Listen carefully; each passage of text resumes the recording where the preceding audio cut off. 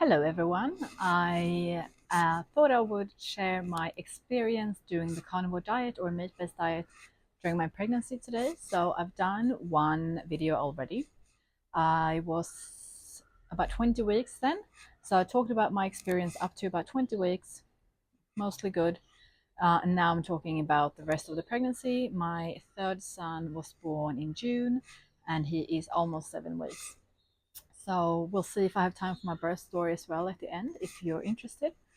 So, recap, the first part of my pregnancy, I was really nauseous. Sorry, I was really nauseous in my first trimester. I've been nauseous with all my pregnancies. I thought, being about 2 years into carnivore or meat-based eating, I would not get sick this time, but I did. It was horrible, just like the other times. So it was not like a magical cure for my morning sickness. I hear a lot of women, they say like, oh, this is my fourth pregnancy and now I'm not sick anymore. And I've been doing carnivore, but that was not the case for me. I've also had women eat completely junk, like not good at all, and have zero morning sickness. I don't know. I'm done speculating. I'm pretty sure I'm done having kids because I do get so sick and it's just horrible. So if you're pregnant and you're nauseous, it will pass. I'm sorry. It's worth it, but yeah, it's hard. But yeah, I was less constipated this time around. I gained less weight. I had more energy. I didn't get like bleeding gums as much, or I think just a couple of times with this pregnancy compared to the other ones. And yeah, there's more things in there. So if you're interested, go watch my other video. I will post it below in the details or yeah, somewhere in the comment section. So from about 20 weeks up until 40, actually I wasn't even 40 weeks. I went to about 39 weeks. So a couple of things that I found really helpful. The first thing, my energy levels were really, really good this time around. Like they was nice and stable throughout my whole pregnancy. I will talk a little bit about what I ate mainly at the end. And then, so yeah, energy was really good. I didn't take any supplements except for Primal Queen. So it's a specific organ supplement for women, which has things like uterus um, and fallopian tubes, beef liver, heart, and kidney. I took that in my third trimester, and I think that really helped. I didn't take anything else, no vitamins or, yeah, things like that. So yeah, energy is good. I also did not gain as much weight. I gained the most weight in my first trimester when I was eating all the carbs because I was just so sick and I literally could not eat anything else. So that was when I gained the most weight. But overall, I gained 10 kilos, so 20 elbs less this pregnancy compared to my other two pregnancies. Normally, I would gain like 25 kilos, and this time I gained, I don't know, maybe like 16 or something like that. Um, ish. I didn't quite weigh myself at the end there, but yeah, about that. And so yeah, I that was really good. I also did not end up getting like a lot of water retention at all, I don't think, which is really good because the more water retention you have, the more swollen and uncomfortable you become. I didn't have any of that this time. I did have the most with my first because I was eating the most carbs then, I think, and then second time around it's kind of like still, a few things in there that I don't eat now. And then yeah, third time, no water retention. So less weight gain, less water retention, more energy. I what else? Oh, heartburn. So the only time I would get heartburn was when I was having plants because I would have plants from time to time, especially fruit. And but yeah, if I had any vegetables, then yeah, I would get heartburn, even if it was like small amounts. And if I ate just meat, eggs, butter, bacon, like yogurt, raw milk, anything like that, zero heartburn. Even if I had a massive meal, I would not get heartburn. So that was probably the like the major things. I can't quite remember now. I didn't have any like pain or anything like that, except for when the baby was kind of moving down, like I was getting closer to giving birth. I could feel a pressure in my like on my uterus, but I didn't have any specific pains related to like inflammation or anything like that. Oh, cravings. I did not have any weird cravings. I didn't crave like, ice cream and chocolate and cookies and things like that. No, not at all, which obviously helps with gaining less weight. Um, what else? Think those are like the biggest things. And then what did I eat? So mostly meat based, a lot of steak, a lot of loving mince. I would just eat so much mince with like a bit of tzatziki or just butter and salt. I would eat a lot of eggs and bacon as well. Um, I would, yeah, steak. Obviously, like we would have steak almost daily, or like that's a staple in our house. And lots of raw milk. I love raw milk. I still have coffee, so I would have like 1 or 2 coffees a day with my raw milk.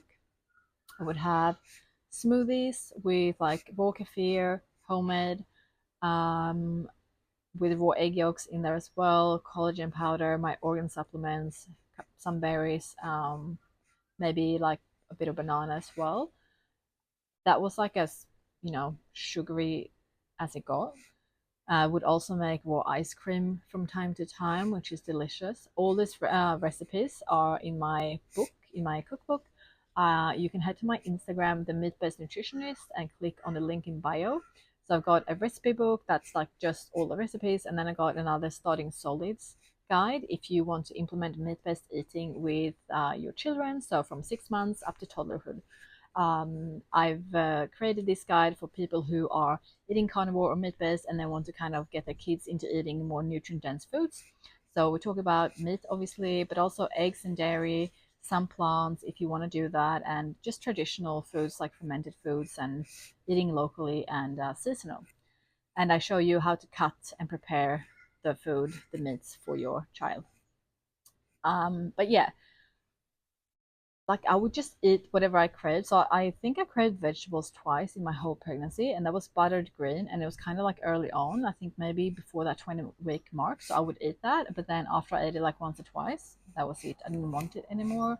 I do recommend, listening to your body and go for what it's telling you that it needs. I did crave a lot of red meat and a lot of eggs and a lot of fat, and it just kind of came naturally to me after my morning sickness went away.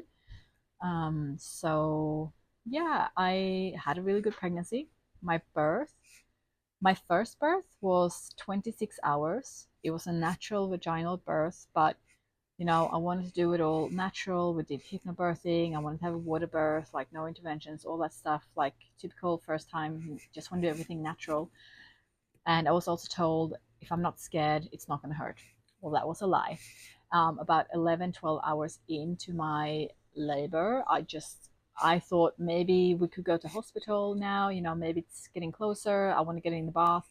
So this is with my first. We went there and I was like 2 centimeters open or three. I tried to, get into the shower and things like that, but eventually I just said like, just give me the epidural. Like I'm exhausted. I need to sleep. Yeah, it was really hard. So I got the epidural, which took a long time for them to get the needle right. I think it did it like 4 times or something like that, which was horrible. That was like worse than the contractions. And then, unfortunately, the epidural stopped working after a few hours. Like I had a good sleep, and then it just stopped working completely. And they had to give me this massive dose of drugs intravenous because the epidural just was not working anymore. And then eventually I gave birth after like 26 hours. I didn't have any type of intervention other than, yes, the drugs, but that was very traumatic for me. And so I was really scared to be pregnant again. But I did fall pregnant with my second, and that was not planned.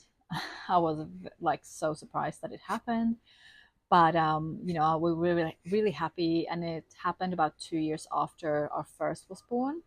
And his birth was, again, I hired a doula. I wanted a natural water birth slash, if I really want medication, it's there at the hospital. And so my water broke. My water broke with my first son when I was laying on the couch. Like that's how my labor started. And then my contractions started. And then with my second son, my water broke again in the morning. That's how I knew that, things are happening. And so after like an hour and a half or something like that 2 hours, I was like, I want the drugs. So we went to hospital with my doula. She met us there, and I went into the birth suite, and they checked me, and they were like, "Your baby could be here within 1 hour. Like, we don't think it's very far away." So I got into the bath, which was super helpful.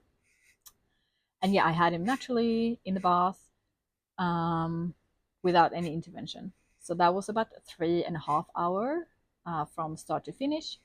And then my third one, I hired a doula again, not the same one because she had stopped being a doula, unfortunately. But yeah, we did some work with her, and then my plan was again to have a natural water birth and getting the drugs if I needed them. But it's really hard when you've had a fast birth, and also, yeah, like I don't like the side effects from the drugs and also the potential that it could stop working. So I was feeling very torn. I was kind of hoping he was just going to fly out. But yeah, third birth, my waters did not break. I had just put in my youngest to sleep. It was like 7:30, and then I felt like I was getting contractions or like period pain, which I had been having on and off a little bit for the last few weeks of my pregnancy. And then I I had to go to the toilet, and then I went back to bed, and then I had like a little bit more intense like period pain, and I thought, oh, this might be like contractions. And I was, I think, 39 weeks or something like that. 39 weeks, yeah. And then went back to bed, and then I had to go to the toilet again. So when I say go to the toilet, I had like bowel movements, and so I was like, yeah, I usually don't go to the toilet at nighttime, and it was combined with the like contractions, and then it was getting clear, like the start and finish of the contractions, and they were getting more intense to the point where I was starting to make noises. So I messaged my doula and I said, things might be happening. And then I got my partner to help me with a few things. And after like, I don't know, 45 minutes, less than an hour, I was on the phone to a midwife at the hospital saying, I want to come in, I want to get in the bath. This is my third baby. We're coming, basically. So,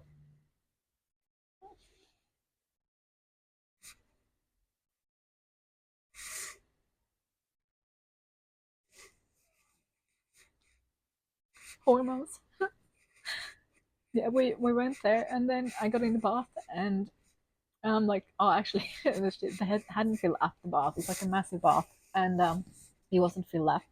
And so I went into the shower, thankfully. So they had like two shower heads and just like putting all this water on me. And then I finally get to go into the bath, massive spa bath. It was really nice, and it really just helped take that pressure off and the pain for a little bit. And then, yeah, just laboring like on and off, on and off. And I was getting really tired. And I was like, I feel exhausted. Like, I just can't do this. Like, and I was asking for drugs like 10 times. But at the same time, I was like, I don't want the drugs, but please give me the drugs. But yeah, eventually I started pushing and pushing, and same thing happened with my second son. Like I was kind of pushing out the head in the water, but then he kind of got stuck, like he wouldn't come out. So I had to stand up and lift my leg up onto the bath to create more space, and then like a push or two, and he was out. So yeah, that happened, and that birth was like 2.5 hours. So yeah, it was like super intense. But honestly, I think I prefer the more like intense, powerful, just like bam, get it done, get out. Like it is really intense, and like I don't know. I hate giving birth. Like it's painful. I think some people love it, not me. I mean, it's empowering, and it's like the hardest thing that you will ever do. But yeah, it's crazy.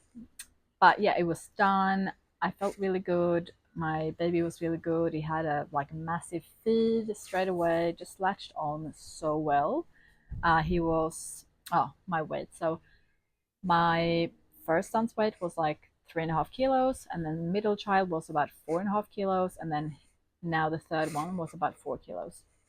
So middle child was the biggest one. He was the tallest one as well.